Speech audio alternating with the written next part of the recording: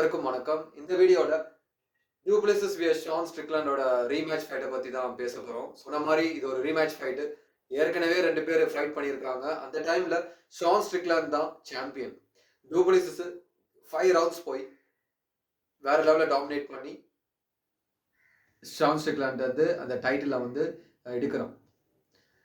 நிறைய பேருக்கு இந்த ஃபைட் வந்து க்ளோஸ் ரவுண்டா தெரியும். பட் என்ன பொறுத்த வரைக்கும் டு பிளஸஸ் வந்து நான் 4 ரவுண்ட்ஸ் கொடுப்பேன். டு பிளஸிஸ்ல 4-1 தான் கொடுப்பேன். ஸோ ஷான் ஸ்ட்ரிக்லாண்ட் வந்து அந்த அளவுக்கு வந்து ஸ்ட்ரைக் பண்ணாலுமே டு பிளஸிஸோட ப்ரெஷர் வந்து பயங்கரமா இருந்துச்சு. அந்த மிக்சிங் ஆஃப் திங்ஸ் ஸ்ட்ரைக்கிங் மட்டும் இல்லாமல் டேக் டவுனும் பண்ணிட்டு அந்த ஓவராலாக நீங்கள் பார்த்தீங்கன்னா ஐ வில் கிவ் 4-1 தான் சொல்லுவேன். ஸோ டு பிளஸிஸ் இந்த வாட்டி எப்படி அவர் ஃபைட் பண்ண போறாரு, ஷான் ஸ்ட்ரிக்லாண்ட் வந்து என்னென்ன பண்ணா ஹி கேன் வின், அதை பற்றி தான் ஃபர்ஸ்ட் பேச போகிறோம். ஸோ டு பிளஸிஸோட ஸ்டைலு வேற லெவல் ஸ்டைலுங்க.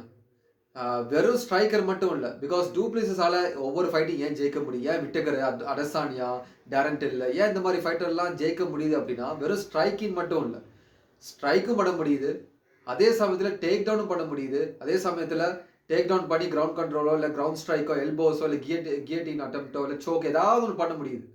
ஸோ அதுதான் டு பிளஸிஸோட ஸ்டைலு. ஸ்ட்ரைக்கிங்கும் பண்ணி டேக் டவுனும் பண்ணி அந்த இன்னொரு ஃபைட்டரை நல்லா எக்ஸாஸ்ட் பண்ணி டயர்ட் பண்ணி வைக்கிறது தான் டு பிளஸிஸோட ஸ்டைலே. Sean Strickland very very simple. இந்த டிஃபென்சிவான ஒரு பாக்ஸிங் ஸ்டான்ஸை வச்சுக்கிட்டு டபுள் ஜாப்பு, இன்னொரு ஃபைட்டர் அப்படியே பின்னாடி ப்ரெஷர் கொடுத்து பின்னாடி மூவ் வைக்கிறது, அதுதான் ஷான் ஸ்ட்ரிக்லாண்டோட ஸ்டைல். அது வந்து இந்த ஃபைட்லையுமே எனக்கு தெரிஞ்சு ஷான் ஸ்ட்ரிக்லாண்ட் வந்து ஒன்றும் பெருசாக மாற்ற போகிறது இல்லை. எப்படி ஃபைட் பண்ணாரோ அதே மாதிரி தான் இந்த ரவுண்டும் ஹீ வில் ஃபைட். இப்போ டு பிளஸிஸோட ரெக்கார்ட் பாருங்களேன். உண்மையை சொல்ல போனால் டு பிளஸிஸோட ரெக்கார்ட் வந்து வேற லெவலுங்க. பிகாஸ் நீங்கள் பார்த்தீங்கன்னா இங்கேருந்து ஆரம்பிக்குது அப்படின்னா Darren Till, Derek Brunson, Robert Whittaker, அதுக்கப்புறம் ஷான் ஸ்ட்ரிக்லாண்ட், அதுக்கப்புறம் இஸ்ரேல் அடசானியா. மாசான ஃபைட்டிங் ரெக்கார்டில் எல்லாமே நீங்கள் பார்த்தீங்கன்னா Darren Till submission, Derek Brunson வந்து technical knockout, Robert Whittaker technical knockout, Sean Strickland decision, Israel Adesanya submission. வேற லெவல் உண்மையாக சொல்ல போனோம். So Robert Whittaker versus Du Plessis இந்த ஃபைட் வந்து ஓவரால் நீங்கள் பார்த்தீங்கன்னா ஃபர்ஸ்ட் ரவுண்டில் ஃபர்ஸ்ட் ஹாஃப் விட்டகர் வந்து நல்லா ஸ்ட்ரைக் பண்ணி டேமேஜ் பண்ணுறான். அதுக்கப்புறம் டு பிளஸிஸோட பவர் டிஃப்ரென்ஸ் தெரியுது. ஒவ்வொரு தடவை ஸ்ட்ரைக் பண்ணும்போதும் அந்த டிஃப்ரென்ஸ் தெரியுது. அதே மட்டும் இல்லாமல் டேக் டவுனும் பண்ணி கிரவுண்ட் இம்பவுண்ட் பண்ணி ஸ்ட்ரைக் பண்ணி எல்போஸ் பண்ணி ராபர்ட் விட்டகரை வேற லெவலில் டாமினேட் பண்ணுறாரு. உன்னிப்பாக பார்க்கணும்னா ரவுண்ட் 1ல 1 minute 57 seconds விட்டகர் வந்து டு பிளஸிஸை டேக் டவுன் பண்ணுறாரு. பண்ண உடனே டு பிளஸிஸ் வந்து கியட்டின் அட்டெம்ப்ட் ட்ரை பண்ணுறாரு. அதுவும் 4 minutes 6 seconds டு பிளஸிஸ் வந்து விட்டகரை டேக் டவுன் பண்ணி லாஸ்ட் ஸ்ட்ரோக் ட்ரை பண்ணுறாரு. பட் விட்டகர் வந்து சர்வை ஆகிறாரு. அதுக்கப்புறம் கிரவுண்ட் கண்ட்ரோல் பண்ணுறாரு. அந்த எஸ்கேப் ஆனாலும் டு பிளஸிஸ் தான் கிரவுண்ட் கண்ட்ரோல் பண்ணுறாரு. கிரவுண்ட் கண்ட்ரோல் பண்ணி ஒரு 36 secondsக்கு எல்போஸ் கிரவுண்ட் ஸ்ட்ரைக்ஸ் பண்ணி வேற லெவலில் ஹர்ட் பண்ணுறாரு. ஸோ அந்த கிரவுண்ட் ஸ்ட்ரைக் அந்த எல்போவில் வந்து விட்டகரோட ஃபோர் ஹெட்டில் வந்து கட்டாயி ப்ளீட் ஆகுது. ஸோ ரவுண்ட் ஒன்லேயே வந்து விட்டகர் வந்து நல்லா எக்ஸாஸ்ட் ஆகிட்டாரு. ஸோ அதுதான் விட்டகரோட ஸ்டைல் பார்த்தீங்களா. ஸோ இதுதான் டு பிளஸிஸோட ஸ்டைல் பார்த்தீங்களா. ஒரு ஃபைட்டரை வந்து நல்லா எக்ஸாஸ்ட் பண்ணி வைக்கிறது. அடுத்து ரவுண்ட் 2. ரவுண்ட் 2ல வந்து இந்த 2 minutes 5 seconds டு பிளஸிஸ் வந்து ஒரு லெஃப்ட் ஹேண்ட் லேண்ட் பண்ணுறாரு. அதில் விட்டகர் வந்து பின்னாடி போகிறாரு. உடனே அது அட்வான்டேஜாக யூஸ் பண்ணி ப்ரெஷர் கொடுத்து டு பிளஸிஸ் வந்து மல்டிபிள் ஸ்ட்ரைக்ஸ் கொடுக்குறாரு. லேண்ட் ஆக டு பிளஸிஸ் இது விட்டகரால் என்ன பண்ணுறதுன்னு தெரியல. ஸோ ஆல்ரெடி அவர் அந்த லெஃப்ட் ஹேண்டு பட்ட உடனே வந்து மாதிரி ஒரு அன்ஸ்டேபிள் ஆகிட்டாரு. ஸோ நல்லா ப்ரெஷர் கொடுத்து மல்டிபிள் ஸ்ட்ரைக்ஸ் பண்ணி அந்த ஃபைட் வந்து ஸ்டாப் ஆகுது. ரெஃப்ரி வந்து அந்த ஃபைட்டை ஸ்டாப் பண்ணுறாரு. ஸோ இதெல்லாம் என்ன தெரியுது, டு பிளஸிஸோட ப்ரெஷர் நல்லாவே தெரியுது. விட்டகர் வந்து ஒரு பெரிய ஒரு நல்ல நெக்ஸ்ட் லெவல் ஃபைட்டர் இல்லை. அந்த ஃபைட்டராலே இது டு பிளஸிஸோட ப்ரெஷரை வந்து தாங்க முடியல. அந்த அளவுக்கு டேங்க்னு சொல்லலாம். அதாவது ஒரு எக்ஸ்ப்ளோசிவ் பவர். டேக் டவுன் பண்ணும்போது சரி நீங்கள் பார்த்தீங்கன்னா அந்த எக்ஸ்ப்ளோசிவாக இருக்கும். சும்மா அப்படியே டேக் டவுன் பண்ணுற மாதிரி இருக்காது. நல்லா அந்த ஒரு எக்ஸ்ப்ளோசிவான ஒரு பவர் இருக்குது டு பிளஸிஸுக்கு. ஸோ அப்படி ஜெயிக்கிறாரு. அடுத்து Du Plessis versus Israel Adesanya. Sean ஸ்ட்ரிக்லாண்டும் அடசானியோட ஃபைட் பண்ணியிருக்காரு.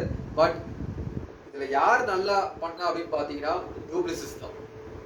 ஷான் ஸ்ட்ரிக்லாண்டு உண்மையாக சொல்ல போனால் ஒன்றுமே பண்ணல டூப்ளிசிஸோட கம்பேர் பண்ணும்போது. ஏன்னு சொல்கிறேன், இப்போ டூப்ளிசிஸ் வந்து எப்படி ஜெயிக்கிறாரு அப்படின்னு பார்த்தீங்கன்னா, சொன்ன மாதிரி ஸ்ட்ரைக் பண்ணுறாரு, டேக் டவுன் பண்ணுறாரு, கிளின்ச் கண்ட்ரோல் பண்ணி அடசானியா வந்து ரொம்ப எக்ஸாஸ்ட் பண்ணுறாரு. அடுத்து டூப்ளிஸோட கார்டியா வந்து 3rd ரவுண்டோ 4th ரவுண்ட்ல வந்து அவர் வந்து கொஞ்சம் டயர்ட் ஆகுறாரு. பட் அப்படி இருந்தாலுமே அவரோட பவர் வந்து இன்னுமே இருக்கு. ஒவ்வொரு தடவை ஸ்ட்ரைக் பண்ணும்போது அந்த இம்பாக்ட் அதிகமாக இருக்கு. உன்னிப்பாக பார்க்கணும்னா ரவுண்ட் 2ல ஃபர்ஸ்ட் 45 செகண்ட்ஸில் டூப்ளிசிஸ் வந்து அடசானியாவை டேக் டவுன் பண்ணுறாரு, கிரவுண்ட் கண்ட்ரோல் பண்ணி சோக் பண்ணுறாரு. 2 தடவை சோக் பண்ண அட்டம் பண்ணுறாரு. பட் அடசானியா வந்து தப்பிக்கிறாரு. அடுத்து 2 minutes 18 செகண்ட்ஸ்ல டூப்ளிசிஸ் வந்து கீழே விழுறாரு. உடனே கீழே விழும்போது அடசானியோட காலை பிடிச்சி அடசானியும் கீழே விழுறாரு. ஸோ அதை அட்வான்டேஜா யூஸ் பண்ணி இது ஒரு 2 மினிட்ஸுக்கு அடசானியா வந்து ஹிப் லாக் பண்ணி டூப்ளிசிஸ் வந்து கண்ட்ரோல் பண்றாரு.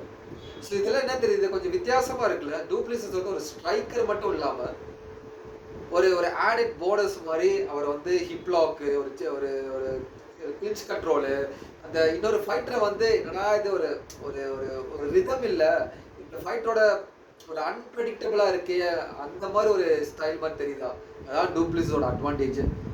அடுத்து ரவுண்ட் 4ல வந்து 3 minutes 17 செகண்ட்ஸ்ல டூப்ளிசிஸ் வந்து ஒரு ரைட் ஹேண்ட் லேண்ட் ஆகுது. இது இஸ்ரேல் அடசானியோட ஹெட்ல. அடசானியா வந்து ஸ்லிப் ஆகி அதை டூப்ளிசிஸ் ப்ரெஷர் கொடுத்து ஃபென்சிங் தள்ளி விட்டு மல்டிபிள் ஸ்ட்ரைக்ஸ் பண்ணி அடசானியாவை கீழே கொண்டு வர வச்சு ஃபேஸ் ரேங்க் பண்ணுறாரு. ஃபேஸ் ரேங்க்னா இந்த சின்ன இருக்கு தெரியுமா, அதுவும் இதுவும் நல்லா டைட் பண்ணி வச்சாங்கன்னா அப்படியே இதாகும். ஒரு ஃபேஸ் கிராங்க்னு சொல்லுவாங்க, ஸ்ட்ரோக். அது இந்த கம்சாப் சிமையா கூட விட்டக்கரை வந்து ஃபேஸ் ரேங்க் தான் பண்ணுவான்னு நினைக்கிறேன். ஸோ அந்த மாதிரி ஃபேஸ் ரேங்க் பண்ண வைக்கிறாரு. ஸோ பார்த்தியா, அந்த ப்ரெஷர் வந்து பயங்கரமாக இருக்குது. ஷான் ஸ்ட்ரிக்லாண்டும் ப்ரெஷர் தான் கொடுக்குறாரு. பட் அவர் எப்படி ஒரு பாக்ஸர் மாதிரி ஒரு டபுள் ஜாப் பண்ணி தான். பட் டூப்ளிசிஸ் எங்கெல்லாம் ப்ரெஷர் கொடுக்க முடியுமோ அந்த அளவுக்கு ப்ரெஷர் கொடுக்குறாரு. So விட்டகர்கிட்ட அடசானியாட்டுமே our ஜெயிக்கிறாரு. பட் இந்த ஃபைட்டில் வந்து அடசானியா வந்து லெக் கிக் வந்து நல்லாவே யூஸ் பண்ணார். ஸோ இது லெக் கிக் டு த பாடி நல்லாவே யூஸ் பண்ணார். அடுத்து ஸ்ட்ரிக்லாண்ட் பார்த்தீங்கன்னா எப்படி அடசானியா ஜெயிக்கிறாங்க அப்படின்னு பார்த்தீங்கன்னா, ஓகே ஃபர்ஸ்ட் ரவுண்டில் அந்த லாஸ்ட் மினிட்ல ஒரு வேற லெவலில் ரைட்டு ஸ்ட்ரைக் பண்ணி அடசானியா வந்து ஹர்ட் ஆகுறாரு. உடனே ஸ்ட்ரிக்லாண்ட் வந்து வேற லெவலில் அட்வான்டேஜ் யூஸ் பண்ணி லெஃப்ட் ரைட்னு சொல்லி அட்டாக் பண்ணுறாரு. ஓகே, அதுக்கப்புறம் ரவுண்ட் 2, ரவுண்ட் 3, ரவுண்ட் 4, ரவுண்ட் 5 எல்லாமே ஸ்ட்ரிக்லாண்ட் வந்து ஓகே வேற லெவலில் அந்த ஒரு ஒரு புள்ளி மாதிரி ஒரு ஸ்டான்ஸ் கொடுத்து ப்ரெஷர் கொடுத்து அடசானியா வந்து அப்பப்போ ஸ்ட்ரைக் பண்ணுறாரு. ஓகேவா, அடசானியாவாலையும் ஒரு என்ன சொல்கிறது, ஒரு அட்டாக் பண்ண முடியல, ஜாப் பண்ண முடியல அப்படின்னு ஜாப் வந்து கண்டுபிடிக்க முடியல அப்படின்னு சொல்கிறாரு. பட் இதில் டூப்ளிசிஸ் வந்து டூப்ளிசிஸோட அடசானியா ஃபைட் பண்ணும்போது அடசானியா வந்து ஒரு டேஞ்சர் இருந்துச்சு. ஐயோ, அடசானியா வந்து ஒரு அலர்ட்டாக இருந்தார். ஓகே, இந்த ஃபைட் வந்து ஸ்ட்ரைக்கினும் பண்ணுறாரு, டேக் டவுனும் பண்ணுறாரு. So I need to be aware of everything, அந்த மாதிரி இருந்துச்சு. பட் அடசானியா வந்து ஷான் ஸ்ட்ரிக்லாண்டோட ஃபைட் பண்ணும்போது ஒரு டேஞ்சர்னஸ் இல்லை. ஓகேவா, எஸ்கேப் பண்ண முடியும். ஓகே, நான் வந்து அட்டாக் பண்ணுவேன், கவுண்டர் பண்ண முடியலங்கிற ஒரு என்ன சொல்ற ஒரு கடுப்பு தான் இருக்குன்னு தவிர I am not in danger. வந்து டேஞ்சரா இல்லை, அந்த மாதிரி அடசானியா வந்து அப்படிதான் ஃபைட் பண்ணோம். ஒரு டேஞ்சர் இல்லை. ஷான் ஸ்ட்ரிக்லாண்ட் ஒரு ப்ரெஷர் கொடுத்தாலுமே ஒரு டேஞ்சர் இல்லை. இப்போ இதில் வந்து அடுத்து வந்து நீங்கள் பார்த்தீங்கன்னா ஸ்ட்ரிக்லாண்ட் வந்து பாலோ காஸ்டோட ஃபைட் பண்ணுறாரு. இதில் முறைப்படி நீங்கள் பார்த்தீங்கன்னா பாலோ காஸ்டோட உடம்பு பார்த்தீங்களா, ஒரு ஹல்க்கு மசில் அந்த அளவுக்கு இருக்குது. ஷான் ஸ்ட்ரிக்லாண்டோட பாடி பாருங்களேன், எப்படி சாத்தியம்? மசில் இல்லாத ஒரு ஆள் எப்படி மசில் ஒரு ஹல்க் மாதிரி இருக்கிற ஒரு ஆளை வந்து ஜெயிக்க முடியும்? அதுதான் ஃபைட்டிங். இதெல்லாம் என்ன தெரியுது, muscle does not win the fight. ஃபைட்டுங்கிறது ஆங்கிள், ப்ரெசிஷன், ஷாட்ஸு எல்லாமே, everything, speed, everything is included. Muscle மட்டும் இருந்தால் மட்டும் போதாது. அப்படி இருந்தால் ஜாரட் கேனியோட ஃபிசிக் தெரியுமா, இஸ்ரேல் அடசானியோட ஃபிசிக் கம்பேர் பண்ணிப்பார். 2 பேருமே பார்க்கும்போது ஜாரட் கேனியோ தான் ரொம்ப ஸ்ட்ராங்காக இருக்க மாதிரி தெரியும். பட் அடசானியா தான் டாமினண்ட்டாக வின் பண்ணுறாரு இல்லையா? ஏன்? அதுதான் ஃபைட்டிங், அதுதான் எம்எம்ஏ. பாக்ஸிங்கும் சரி, எம்எம்ஏ சரி, ஃபைட்டுன்னு வந்தாலே மசில் இருக்கிறனால ஒரு ஆள் வந்து ஜெயிக்க முடியும்னு சொல்ல முடியாது. ஸோ இதில் பார்த்தீங்கன்னா ஸ்ட்ரிக்லாண்ட் வந்து வழக்கம் போல் ப்ரெஷர் கொடுத்து பாலோ காஸ்டோ வந்து டாமினேட் பண்ணுறாரு. பட் இதில் ஒரு பெரிய நான் நோட் பண்ணது என்னன்னு பார்த்தீங்கன்னா, பாலோ காஸ்டா வந்து லெக் ஸ்ட்ரைக் பண்றாரு, ஓகேவா? ஷான் ஸ்ட்ரிக்லாண்டால நல்லா அந்த கரெக்டா அதை வந்து வாங்கிட்டு அதை டேக் பண்ண முடியுது. ஸோ ஒரு லெக் ஆஃப் கிக்னு சொல்லும்போது நீ கான்ஸ்டன்ட் அட்டாக் பண்ண அந்த லெக் வந்து வீக் ஆகும். பட் ஷான் ஸ்ட்ரிக்லாண்ட் நோட்டீஸ் பண்ணீங்கன்னா பாலோ காஸ்டா மட்டும் இல்லை, நிறைய பேர் லெக் கிக்ஸ் ட்ரை பண்ணியிருக்காங்க. பட் ஷான் ஸ்ட்ரிக்லாண்ட் வந்து கரெக்டாக அந்த வாங்க முடியுது, அந்த காஃப் கிக்ஸை வாங்க முடிஞ்சு அவனால் வந்து ரெக்கவர் பண்ண முடியுது. ஸோ இதில் காமெடி என்னன்னா, பாலோ காஸ்டா வந்து லெக் ஸ்ட்ரைக் பண்ணி பாலோ காஸ்டாவோட லெக் வந்து ரெட்டிஷ் ஆயிடுச்சு, ஸோ எஃபெக்ட் ஆயிடுச்சு. மற்றபடி பார்த்தீங்கன்னா ஷான் ஸ்ட்ரிக்லாண்ட் வந்து கொஞ்சம் ப்ரால் பண்ணலாம், ஓகேவா? ப்ரால் பண்ணியிருந்தா இன்னும் கொஞ்சம் டாமினண்டாக ஜெயிச்சிருக்கலாம். பிகாஸ் லாஸ்ட் 5 செகண்ட்ஸில் ஷான் ஸ்ட்ரிக்லாண்ட் வந்து ஒரு ஹெட் கிக் லேண்ட் பண்ணி கோஸ்டா வந்து ஆஃப் பேலன்ஸாக கீழே விழுறாரு. அதுக்கப்புறம் நல்லா ப்ரெஷர் கொடுக்குறாரு லாஸ்ட் 5 செகண்ட்ஸில். 5 ரவுண்டுமே வந்து ஸ்ட்ரிக்லாண்ட் தான் நான் கொடுப்பேன். இப்போ வந்து அந்த டூப்ளிசிஸ் விஎஸ் அடசானிலுமே நான் வந்து 4 ரவுண்டில் 3 ரவுண்டுமே நான் வந்து டூப்ளிசிஸ் தான் கொடுப்பேன். 4th ரவுண்டு முடிஞ்சிருச்சு, ஓகே, அந்த சப்மிஷன் பண்ணுறான் இல்லையா, இந்த ஃபர்ஸ்ட் 3 ரவுண்ட்ஸுமே நான் டூப்ளிசிஸ் தான் கொடுப்பேன். Simple as that it is. Because of அந்த ப்ரெஷர்னால, வித்தியாசமான ஒரு ப்ரெஷருங்க, அது அன்பிரடிக்டபிள் ப்ரெஷர்னு சொல்லலாம். இதில் வந்து இந்த ஸ்ட்ரிக்லாண்ட் விஎஸ் பாலோ காஸ்டாவோட ஸ்கோர் கார்டு பார்த்தீங்கன்னா, ஒரு ஜட்ஜு வந்து பாலோ காஸ்டா கொடுக்குறாரு சம்மந்தமே இல்லாமல். பட் ஓவராலாக ஸ்ட்ரிக்லாண்ட் வந்து அந்த ப்ரெஷர் கொடுத்து ஜாப் பண்ணி அந்த ஃபைட்டை வந்து டாமினேட் பண்ண முடியுது. ஸோ இப்போ Du Plessis vs Strickland vs Du Plessis ஏற்கனவே நடந்திருக்கு இல்லையா? இதில் வந்து நீங்கள் பார்த்தீங்கன்னா என்ன ஒரு டிஃப்ரென்ஸ் அப்படின்னா, டூப்ளிசிஸோட ஸ்ட்ரைக்கிங். இப்போ ஷான் ஸ்ட்ரிக்லாண்ட் வந்து எப்பவுமே இப்படி தான் இருக்காரு இல்லையா? இப்படி இருக்கும்போது டூப்ளிசிஸ் வந்து எப்படின்னா ஒரு வியர்டான ஒரு ஸ்ட்ரைக்கர்னு சொல்லலாம். அதாவது இப்படி ஸ்ட்ரைக் பண்ணாமல் ஃபைட் பண்ணும்போது நீ பார்த்தீங்கன்னா, அந்த ஃபைட்டை பார்த்தீங்கன்னா ஒரு சில ஸ்ட்ரைக் எப்படி வருது அப்படின்னா ஒரு கோடாகை மாதிரி இப்படி வருது. ஸோ ஒரு ஆங்கிள் மாதிரி ஒரு 45 டிகிரிலேருந்து இப்படி அட்டாக் பண்ணுறாரு.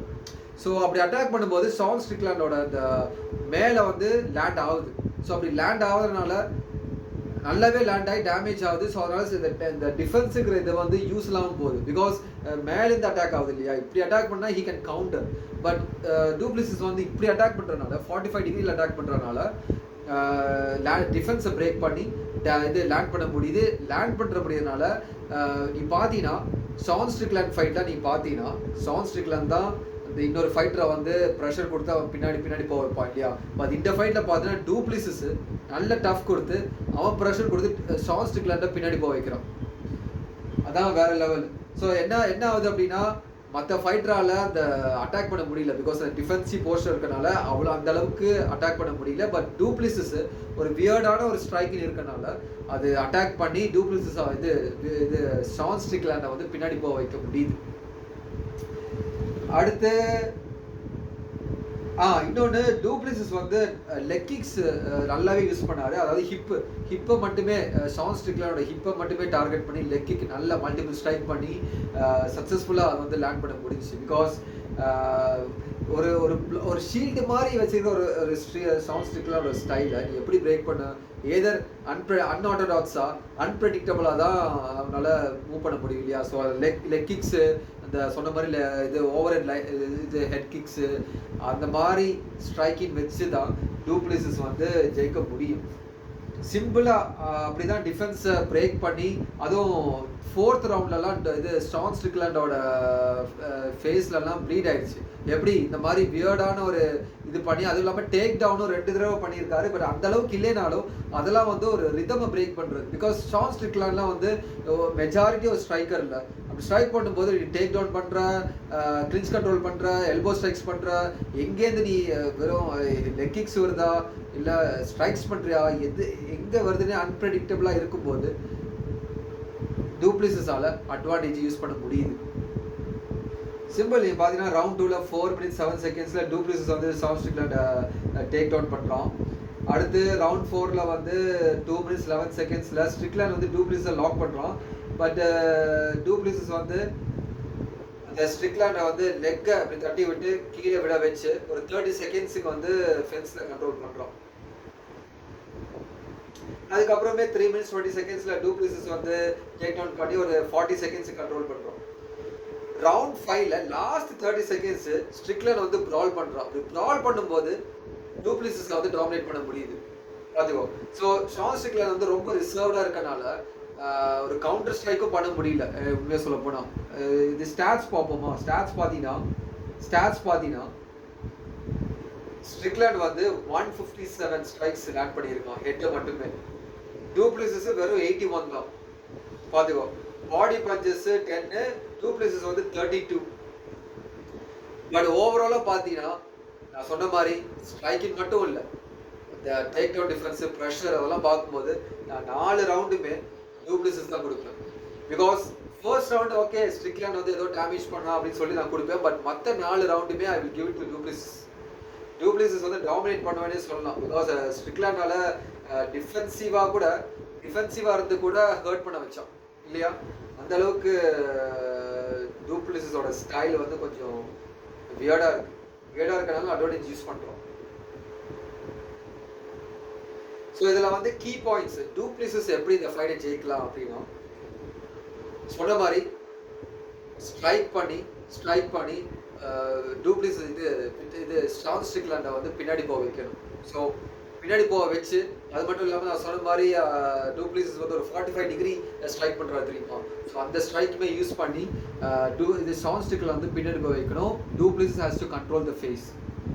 அடுத்து லெக் கிக்ஸ் நல்லாவே யூஸ் பண்ணணும். நான் சொன்ன மாதிரி ஹிப்ஸில் டார்கெட் பண்ணியோ இல்லை ஹை ஹீல் கிக் பண்ணி ஹெட்டில் டார்கெட் பண்ணி அப்பப்போ பண்ணிகிட்டே இருந்தால் இட் வில் பி சர்டன்லி அட்வான்டேஜாக இருக்கும். அடுத்து டேக் டவுன், கண்டிப்பாக ஸ்ட்ரைக்கிங் பண்ணும்போது டேக் டவுனும் பண்ணி கிரவுண்ட் கண்ட்ரோலோ இல்லை எல்போஸோ இல்லை கிளிச் கண்ட்ரோல் ஏதோ பண்ணி மிக்ஸ் பண்ண மட்டும்தான் டூப்ளிஸால் இந்த ஃபைட்டை வந்து ஜெயிக்க முடியும். அடுத்து ஷான் ஸ்ட்ரிக்லாண்ட் எப்படி இந்த ஃபைட்டை ஜெயிக்கலாம் அப்படின்னா, ஷான் ஸ்ட்ரிக்லாண்ட் வந்து கண்டிப்பாக ஸ்டைலை மாற்ற மாட்டார். அவர் இதுதான் தட்ஸ் ஹூ ஹி இஸ் இல்லையா? என்ன பண்ணலாம் அப்படின்னா டேக் டவுன் டிஃபென்ஸை இது பண்ணலாம். டேக் டவுனை டிஃபெண்ட் பண்ணிட்டு கவுண்டர் அட்டாக் பண்ணணும். Because Du Plessis is ready to strike இல்லையா? Is ready to strike. வந்து ரிஸ்க் எடுத்து கண்டிப்பாக இஸ் கோயிங் டு ஃபைட். அந்த டைமில் கரெக்டாக ஓப்பனிங் கண்டுபிடிச்சி ஒரு ஸ்ட்ரைக்கிங், ஒரு கவுண்டர் பஞ்சோ இல்லை கவுண்டர் ஸ்ட்ரைக்கோ பண்ணோன்னு வச்சுக்காங்க. ஒரு 3 ரவுண்டுக்கு அந்த மாதிரி சக்ஸஸ்ஃபுல்லாக ஓப்பனிங் கண்டுபிடிச்சு பண்ணால் Sean Strickland can win. Because cardio wise பார்த்தீங்கன்னா டூப்ளிசிஸோட ஷான் ஸ்ட்ரிக்லாண்ட் தான் கார்டியோ ஸ்டாமினா ரொம்ப அதிகம். ஸோ 3 ரவுண்ட்ஸுக்கு நல்ல கவுண்டர் ஸ்ட்ரைக் பண்ணி டூப்ளிசிஸை வந்து டேமேஜ் பண்ணிட்டா மற்ற 2 ரவுண்ட்ஸுமே ஆட்டோமேட்டிக்காக ஷான் ஸ்ட்ரிக்லாண்ட் தான் போகும். ஸோ ப்ரால், நான் சொன்ன மாதிரி ப்ரால் பண்ணணும். Sean Strickland he has to brawl பண்ண மட்டும்தான் he can win the round அப்படின்னு சொல்லுவேன். ஸோ இதுதான் key points to win first Strickland. இப்போ வந்து ப்ரெடிக்ஷன் சொல்கிறத விட நான் வந்து ஃபர்ஸ்ட் டூப்ளிசிஸோட ரெக்கார்ட் பார்த்தீங்கன்னா ஏன்ட்ட கேட்டிங்கன்னா இது அலெக்ஸ் பெரேராக்கே டஃப் கொடுக்குற ஒரு ஆள் வந்து டூப்ளிசிஸ் தான். ஆனால் அலெக்ஸ் பெரேரா வந்து மெஜாரிட்டி எந்த மாதிரி ஒரு ஃபைட்டரை ஃபைட் பண்ணியிருக்காரு? ஸ்ட்ரைக்கர் தான் இல்லையா? லைட் ஹெவி வெயிட் போனாலுமே அந்த அளவுக்கு டூப்ளிசிஸ் மாதிரி ஒரு வியர்டான ஒரு அன்ஆர்த்தோடாக்ஸான ஒரு ஸ்ட்ரைக்கரை வந்து ஃபைட் பண்ணது இல்லை. இப்போ சப்போஸ் டூப்ளிசிஸும் அலெக்ஸ் பெரேராவும் ஃபைட் பண்ணால் டூப்ளிசிஸ் தான் ஜெயிப்பான்னு நான் சொல்லுவேன். Because of the fight. யோசிச்சு பாரு, Alex Pereira okay take down defence வேறு லெவலு, ஸ்ட்ரைக்கிங்கும் வேறு லெவல். பட் டூப்ளிசிஸ் வந்து ஒரு வியர்டான ஒரு அன்பிரடிக்டபிளான ஒரு மூமெண்ட்டை வச்சுக்கிட்டு யோசிச்சு பாரு, ஷான் ஸ்ட்ரிக்லாண்ட் எப்படி ஜெயிச்சாரோ அதே மாதிரி தான் அலெக்ஸ் பெரேராவும் ஜெயிக்க முடியும். மேபி நாக் அவுட் பண்ண முடியும் பெரேராவால். பட் தெரிஞ்ச அந்த ஃபைட் நடந்திருந்தால் Du Plessis more chance to win தான் சொல்லுவேன். ஏன்னா இஸ்ரேல் அடசானியா, ராபர்ட் விட்டகர் எல்லாமே வந்து வேற லெவலில் டூப்ளிசிஸ் வந்து ஸ்ட்ரைக் பண்ணுறாரு. ஷான் ஸ்ட்ரிக்லாண்டுமே 5 ரவுண்டுமே போய் வேற லெவலில் டாமினேட் பண்ணுறாரு இல்லையா? ஸோ அது நெக்ஸ்ட் லெவல். இதுவே டூப்ளிசிஸும் கம்சாப் சிமாயும் ஃபைட் பண்ணால் அது வந்து கொஞ்சம் சிந்திக்க வேண்டிய ஒரு ஃபைட்டு தான். பிகாஸ் அது வந்து கண்டிப்பாக நடக்கும். பிகாஸ் இந்த ஃபைட்டில் யார் ஜெயிக்கிறாங்களோ கம்சாப் சிமாயா தான் நெக்ஸ்ட்டு, வேறு யாருமே இல்லை. சொன்ன மாதிரி இமாவே வந்து ஹேஸ் டு ஃபைட் ராபர்ட் விட்டகர். அந்த ராபர்ட் விட்டகரை ஜெயிக்க முடிஞ்சிச்சு அப்படின்னா ஒரு ஸ்டார் பவர் வரும். அதுக்கப்புறம் he can fight anybody. So பார்ப்போம். இதில் வந்து என்னோட ப்ரெடிக்ஷன் என்னன்னு பார்த்தீங்கன்னா டூப்ளிசிஸ் தான் இந்த ஃபைட்டை ஜெயிப்பான். ஏன்னா நான் சொன்ன மாதிரி ஸ்ட்ரைக்கினை மட்டும் ரிலை பண்ணாமல் he is also relying on take down. அந்த ப்ரெஷர் கொடுத்து he will certainly win the fight. So இதான் என்னோட ப்ரெடிக்ஷன். பார்ப்போம். இது மட்டும் இல்லாமல் மற்ற ஃபைட்ஸ்லாம் என்ன இருக்குது அப்படின்னு பார்த்தீங்கன்னா ஓகே. அதுக்கு முன்னாடி ஷான் ஸ்ட்ரிக்லாண்டோட ஸ்ட்ரைக்கிங்கை பத்தி பேசணும்னு நினைச்சேன். இப்போ ஷான் ஸ்ட்ரிக்லாண்டோட ஸ்ட்ரைக்கிங் அக்யூரசி வந்து 42%. அதாவது அட்டெம்ப்ட் பண்ணது 4901 பார்த்துக்கோங்க. லேண்டட் வந்து 2069. இது வந்து ஓவரால் ஃபைட். டூப்ளிசிஸ் ஃபைட் மட்டும் இல்லை, அவர் ஃபைட் ரெக்கார்டில் பாருங்க 2069 ஸ்ட்ரைக்ஸ் லேண்ட் ஆயிருக்கு. இதுவே வந்து டூப்ளிசிஸ் ஸ்ட்ரைக்கிங் அக்யூரசி 49%. அட்டெம்ப்ட் பண்ணது வந்து 1235, லேண்ட் ஆனது 610. டிஃபரன்ஸ் பார்த்தீங்கன்னா ஷான் ஸ்ட்ரிக்லாண்ட் வந்து 2069 strikes significant strikes landed, du Plessis significant strikes landed 610. So அந்த அளவுக்கு ஷான் ஸ்ட்ரிக்லாண்ட் வந்து ஸ்ட்ரைக் பயங்கரமாக பண்ணுறாரு. ஸோ இதுக்கப்புறம் வேற யார் இருக்காரு அப்படின்னு பார்த்தீங்கன்னா ஜஸ்டின் டாஃபா வெஸ்ட் அலிசன் டெஷியரா. கண்டிப்பாக இந்த ஃபைட் வந்து இன்ட்ரெஸ்டிங்காக இருக்கும். அடுத்து அன்ஷுல் ஜூப்ளி, இந்தியன் ஃபைட்டரு. அவர் ஃபைட் பண்ணுறாரு. யாரோட பார்த்தீங்கன்னா குலியன் சக்கீலோ. குலியன் சக்கீலோ வந்து கொஞ்சம் என்ன சொல்கிற மரணமான ஃபைட்டர் தான். கொஞ்சம் டஃப்பான காம்படிஷன் தான் அன்ஷுல் ஜூப்ளிக்கு. பிகாஸ் நீங்கள் ஓவராலாக பார்த்தீங்கன்னா அந்த ஃபைட்டர் வந்து குலியன் சக்கீல் இருக்கார்ல, ஆஸ்திரேலியன் ஃபைட்டர், அது வந்து கொஞ்சம் தரமான ஃபைட்டர் தான். ஸோ கொஞ்சம் டஃப்பான காம்படிஷனாக இருக்கும். பிகாஸ் லாஸ்ட் டைம்லேயே வந்து அன்ஷுல் ஜூப்ளி வந்து என்ன பண்ணுறாரு, நாக் அவுட் ஆகுறாரு. அதுக்கப்புறம் is coming again to fight இல்லையா. ஸோ ரெக்கார்ட் பார்த்தீங்கன்னா